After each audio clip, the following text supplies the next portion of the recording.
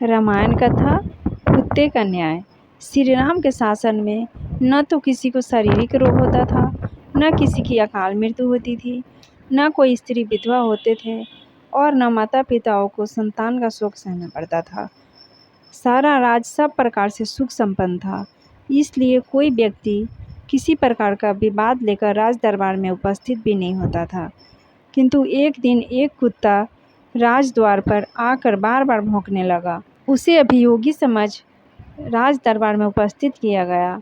पूछने पर कुत्ते ने बताया, प्रभु, आपके राज्य में सर्वासिध नामक एक भिक्षुक है। उसने आज आक्रमण मुझ पर प्रहार करके मेरा मस्तक फाड़ दिया है, इसलिए मैं इसका न्याय चाहता हूँ। कुत्ते की बात सुनकर उस भिक्षुक ब्राह्मण को बुलवाया गया। ब्राह्मण के आने पर राजा रामचंद्र ने पूछा, विप्रवर, क्या आपने इस कुत्ते के सिर पर घातक प्रहार किया था?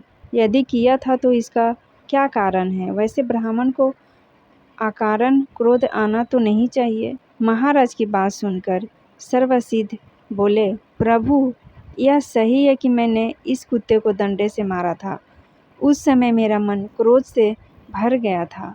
बात यह थी कि कल मेरे भिक्षाटन का समय बीत चुका था, तो भी भूख के कारण मैं भिक्षा के लिए द्वार द्वार पर भटक रहा था। उस समय यह कुत्ता बीच में आ खड़ा हुआ। मैं भूखा तो था ही, अतएव मुझे क्रोध आ गया और मैंने इसके सिर पर डंडा मार दिया। मैं अपराधी हूँ, मुझे दंड दीजिए। आपके दंड पाकर मुझे नरक यातना नहीं भोगनी पड़ेगी। जब राजा राम ने सभासदों से उस दंड देने का विषय में परामर्श किया तो उन्होंने कहा, राजन, ब्राह्मण दंड द्वारा अवध्य है, इसे शारीरिक दंड नहीं दिया जा सकता और यह इतना निर्धन है कि आर्थिक दंड का भार भी नहीं उठा सकेगा।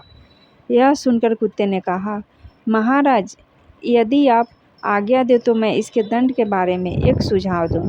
मेरे विचार से इसे महंत बना दिया जाए।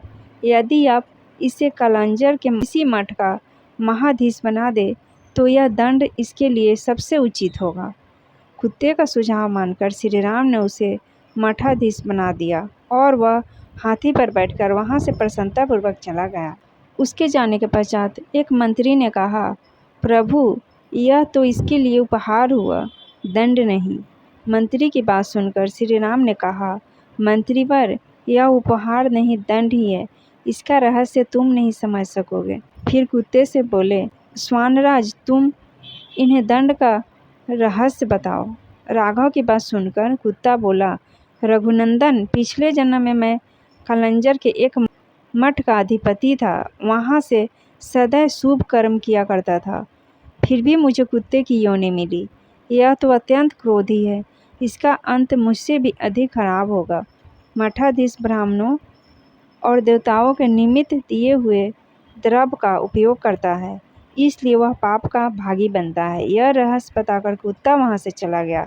आगे की कहानी मैं दूसरे वीडियो में लेकर आऊँगी। मेरे वीडियो को लाइक, शेयर एंड चैनल को सब्सक्राइब जरूर कीजिए। नमस्कार।